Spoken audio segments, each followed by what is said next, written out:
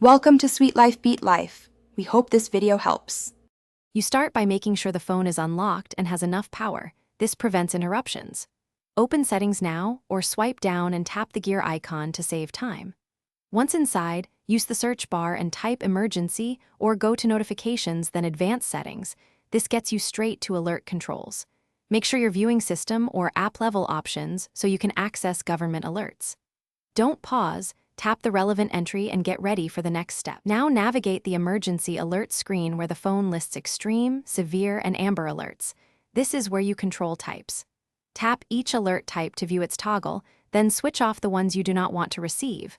Once done, confirm the toggle state reads off. If you see a general master toggle, turn that off to silence all. Make sure to review any separate public safety messages or test alert settings so nothing is overlooked. Finish by hitting back and exiting settings, but don't stop there.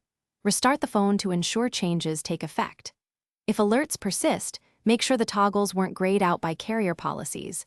Contact your carrier or remove and reinsert the SIM to refresh network settings. If the emergency alerts menu is missing or resets, clear settings, cache, or update the system software. And as a last resort, reset network settings. A quick restart usually resolves most lingering issues. Thanks for watching. Consider subscribing if we helped you.